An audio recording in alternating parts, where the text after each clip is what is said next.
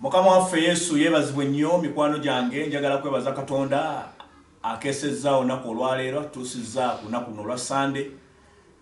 Manyi nti Katonda akoze ebirungi bingi twongera okubasasula ebizibu byemuyitamu ayina okwongera okwegayira Katonda atubeere okutunyweza okuyita mu mayengo gano ku nkomero ya byonna nze nammwe tusobole okubeera abawanguzi.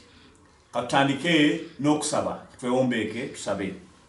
Katonda ayinza byonna ow'ekisa ekintu twagala okwebaza kubanga olw'ekisa kyo n'okwagala kw'otubedde okubeera kye tuli okutuusa kaakano.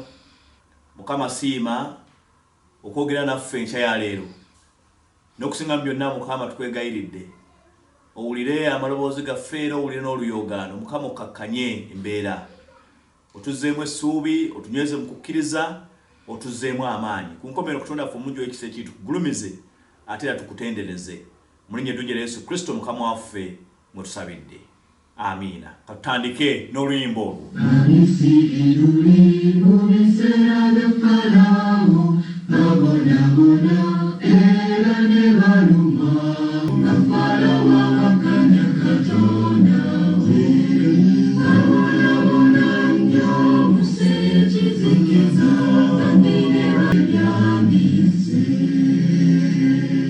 Butereevu katusome ekitundu ekya ya leero kivudde mu Kuva essuula ye-14 nsomye okutandikira ku nnyololo 10. Okuva essuula 14 okutandikira ku nnyololo 10. Exodus chapter 14. I'm reading from verse 10.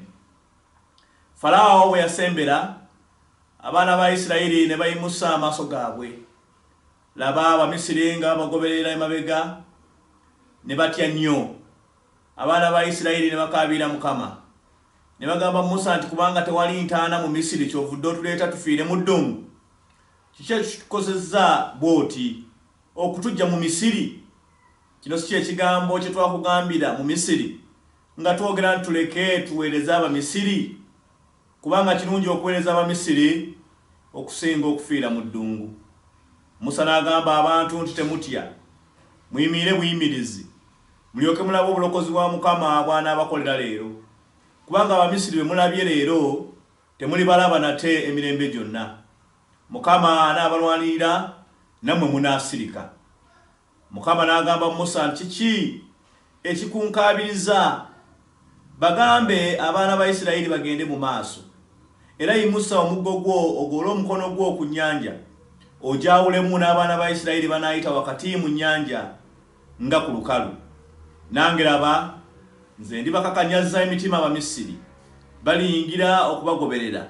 Nange ndyefunira ekitiibwa ku Falaawo ne ku ggye lye lyonna, ku magaali ge ne ku bantu be abeebagala.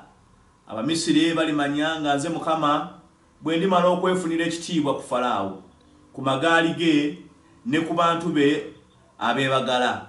Malayika wa Katonda eyakulembera eggye lya Isirayiri n'avaayo n'adda emabega waabwe. Empagi ey'ekire n'eva mu maaso gaabwe, n'eyimirira emabega waabwe, n'ejja n'ebeera wakati w'eggye ly'e Misiri n'eggye lya Isirayiri. Ne waba ekire n'ekizikiza, naye n'ereeta omusana ekiro. Abo ne batabasemberera bali ekiro kyonna.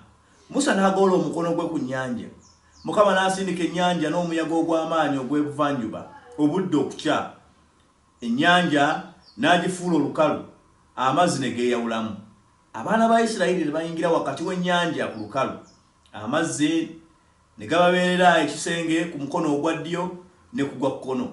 Abamisiri ne boogera ne bayingira emabega waabwe wakati w'ennyanja. Embalansi zonna eza Falaawo, amagaali ge n'abantu be abeebagala. Awo lwatuuka mu kisumuka ekyenkya Mukama n'atululira eggye ly'Abamisiri ku mpagi ey'omuliro n'ekire, neeraliikiriza eggye ly'Abamisiri. N'aggyako bannamuziga ab'amagaali gaabwe ne bagagoba nga gazitowa.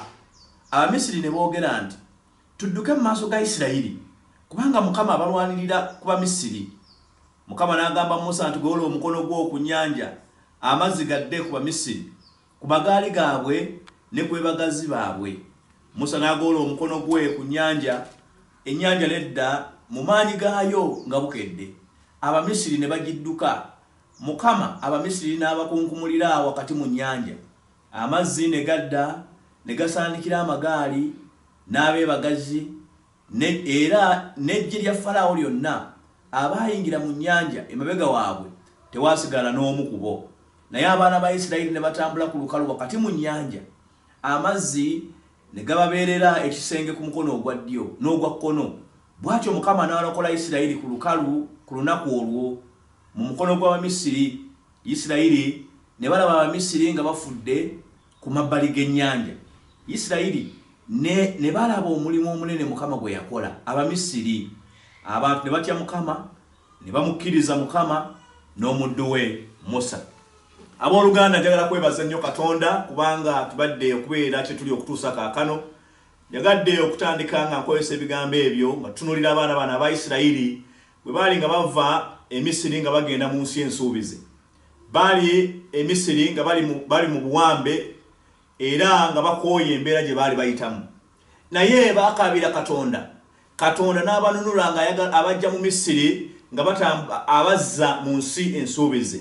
Ne balina okutambula olugendo okuva e Misiri okutuuka mu nsi ensuubize. Waliwo okutambula olugendo, mwalimu bingi mu lugendo olwo, mwalimu okukoowa, mwalimu okweraliikirira, mwalimu okutya, mwalimu okulwala, mwalimu okulwaza, mwalimu okufiirwa. Naye Katonda yali ateeseteese nti bagenda mu nsi nsuubize. Falaawo yali gye yali ng'amaze okubakkiriza bagende. Neekwa mu kifuba n'asalawo atandika okuwondera abaana ba Isirayiri. Oba oli awo agenda bakoleko obulumbaganya abatte. Era Falaawo ekyo kye yakola yabavaako emabega. Abaana ba Isirayiri baatuuka nga batuuse ku nnyanja bateekeddwa okusala okutuuka ku lukalu nga batunulira engeri gye banaasalamu ennyanja eno nga tebaayinze.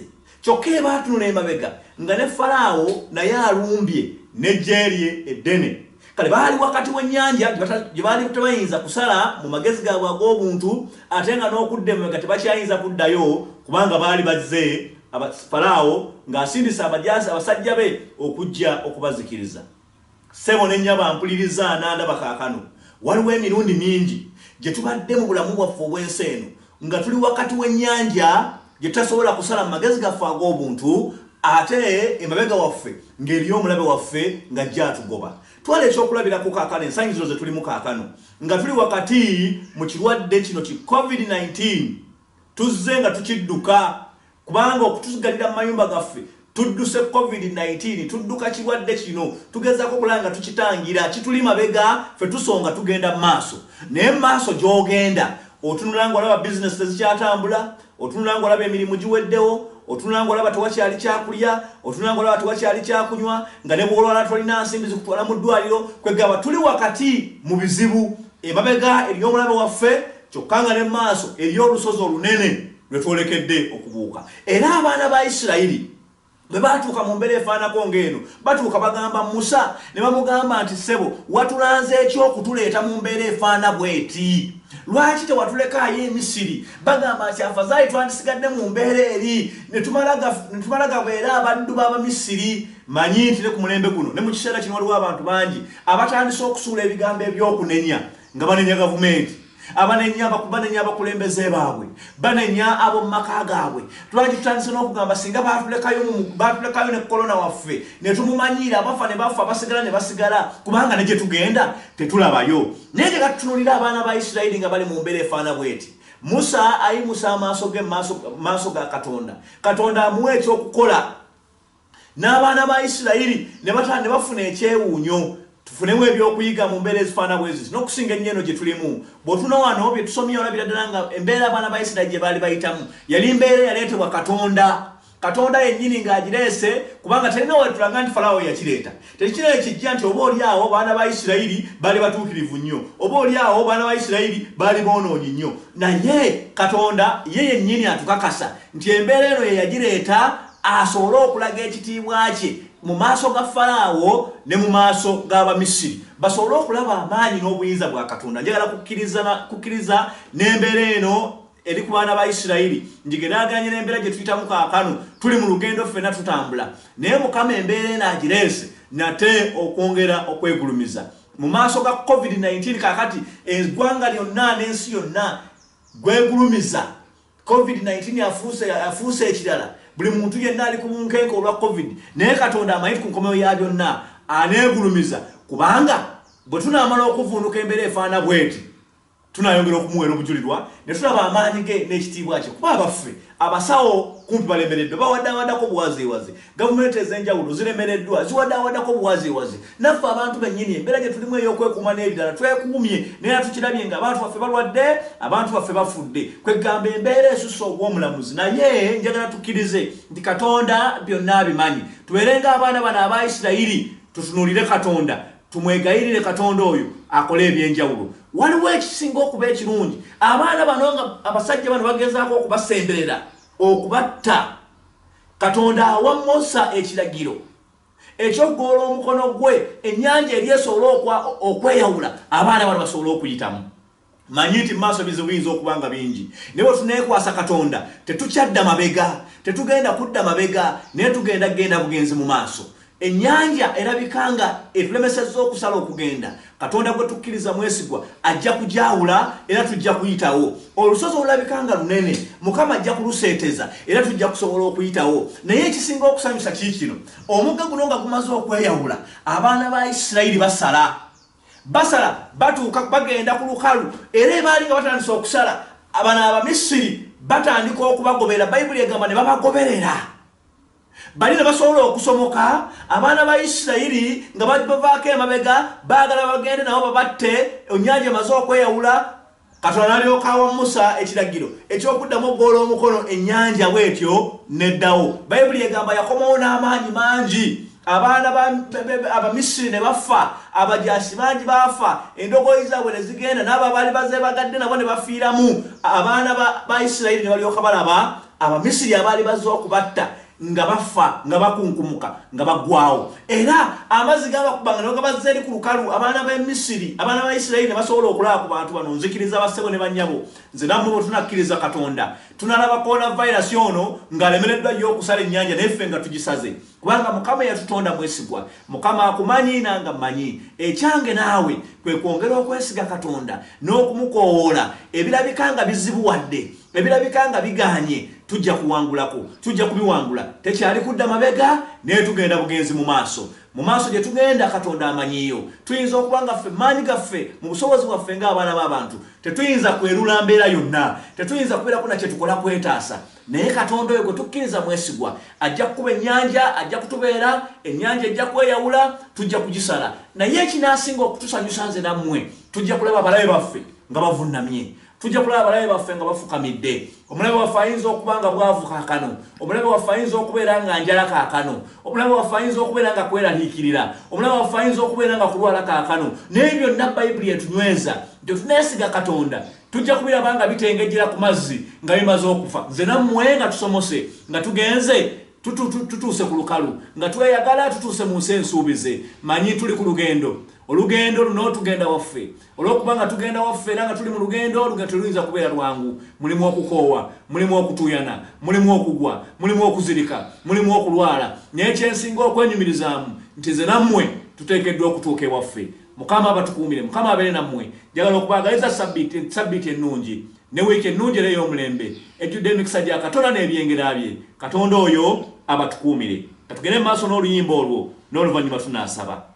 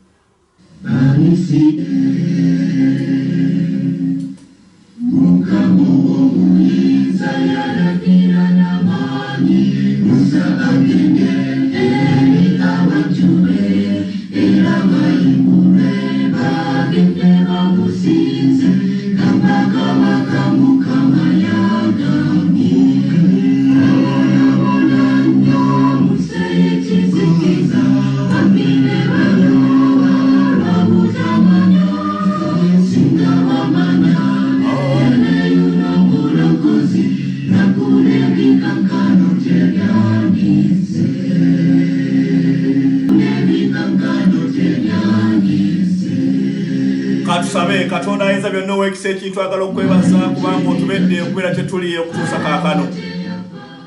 Katonda waffe tutunuulira olugendo lw'abaana ba Isirayiri ne batambula okuva e Misiri, Falaawo ng'abalemedde, naye Mukama wateekawo obununuzi bwe bwasindika, endwadde bwasindika, ebiwuka bwasindika, ebizibu bingi eri Falaawo. Bw'atyo n'alabira ddala ng'ekyamazima takyayinza. Abaana ba Isirayiri ne balyoka bagoba okugenda mu nsi ensuubize. Naye Mukama tulabye nga Falaawo nate yaddamu okubawondera, naye twagala kwebaza Katonda waffe omulungi ow'ekisa ekingi kubanga waliwo okununula abaana bano. Newankubadde nga byalabika ng'ebizibu, ne batuuka nga bali wakati w'ennyanja, ate n'Abamisiri nga bazze nga babalumba. Mukama n'okola ekyenjawulo n'okola ekyamagero okwawula omugga gw'ennyanja. Bwe batyo ne bayinza okuyita mu nnyanja wakati era n'ozikiriza abalabe baabwe. Tuli mu kaseera akazibu Katonda waffe ng'eggwanga. Tuli mu kaseera akazibu ng'amaka era ng'ekkanisa. Mukama nga tuli wakati wa COVID-19, kyokka ate n'ebizibu ebireeteddwa obulwadde bwennyini nga bingi. Okubulwa, obwavu, okulwala, n'ebirala bingi Katonda waffe omulungi ow'ekisa ekingi. Naye twongera kukkiriza nti gwe Mukama w'oli era oli mwesigwa. Mukama omanyi byonna. Katonda waffe gwe yasobola okusomosa abaana ba Isirayiri ne basomoka ennyanja eno, ne basobola okutoloka ku balabe baabwe Abamisiri. Nzikiriza nti Mukama oyinza nnyo okutusomosa ffenna ne tuyita mu bizibu bino, aye n'obulwadde bwa COVID-19 ne butayinza kutusiŋŋaana. Mukama tulindiridde Katonda waffe omulungi ow'ekisa ekingi okulaba ng'ozikiriza ebyo ebizibu ebituli mu maaso, ng'ozikiriza obwavu, ng'ozikiriza okweraliikirira, ng'ozikiriza okutya, ng'ozikiriza okulwala, ng'ozikiriza okulwaza, ng'ozikiriza okufiirwa, ng'ozikiriza Mukama obbula ly'emirimu, ng'ozikiriza Mukama bizinensi okugwa, nga byonna tubiraba nga tulaba byonna Mukama binyigiriza obulamu bwaffe nga bizikiridde era nga bitengejjera ku mazzi kungulu. Kyokka ffe Mukama ng'otusomesezza nga tuli emitala w'ennyanja. Mukama weebale nnyo, weebalire ddala. Nkusabye Katonda waffe omulungi ow'ekisa ekingi onyweza abadduwo n'abazaana bo. Ffenna abayita mu mbeera eno enzibu eya COVID-19 n'ebyo n'ebireeteddwawo olw'embeera eno Mukama. Nsabidde abakazi n'abasajja abali abaana bano abampuliriza. Mukama oyongere okubakuuma n'okubalabirira. Oyongere Katonda waffe okubagabirira. Oyongere okubanyweza mu kukkiriza n'okubazzaamu essuubi. Ku nkomerero Mukama ogulumizibwe ate era otenderezebwe. Nsabye Mukama omukisa ogwo ogutaliiko buyinike, omukisa ogwo gw'oba otuwa, gwe gwa gutukuuma, gwe gwa gutuwambaatira ng'enko bw'ewambaatira obwana bwayo, gwe gwa kutunoonyeza ekyokulya, gwe gwa kutukulembera ng'amagenda gaffe ate era n'amadda. Nsabye Katonda waffe omulungi ow'ekisa ekingi emirembe gy'ensi gyetayinza kugaba, Mukama gy'oba otuwa. Mu kiseera kino Mukama mu katuubagiro ke tulimu wakati w'ennyanja n'ekirwadde kino ki COVID-19, Mukama tukwegayiridde otubeere otuyiseemu n'emirembe. Ku nkomerero Mukama otusanyuse, tukuweera obujulirwa nga tubuukabuuka, nga tusanyuka, nga tukugulumiza, nga tukutendereza. Nga bwe tulaba Mukama mu ssula ey'e15 mu kyo kino ekyokuva, abalina ba Isirayiri nga bayimba, nga batendereza, kubanga wali obasomozesezza nga wakoledde ekyamagero eky'amaanyi okubawonya okufa ennyanja ate n'okufa okw'Abamisiri nga babalumba. Naffe Mukama tukkiriza nti ogenda kutuwonya COVID aleme kututta, COVID aleme kututwala. Ate Mukama n'ennyanja etuli mu maaso ey'ebizibu ebizze olwa COVID-19, Katonda waffe omulungi ow'ekisa ekingi bitusomose tusobole okufuuka abazira, abawanguzi ate n'okukirawo. Nsabye Katonda waffe gw'otukuume, Mukama era otukuumire ddala okusobola okutuusa mu bwakabaka obutaggwaawo, nkusabye n'okukkiriza nga bita mu linnya eddungi lya Yesu Kristo Mukama waffe. Amiina. Mukama abeere nammwe, Mukama batukuumire. Njagala okubaagaliza Ssabbiiti ennungi era ey'emirembe ejjudde ebyengera bya Katonda mu linnya lya Kitaffe n'Omwana n'Omwoyo Omutukuvu.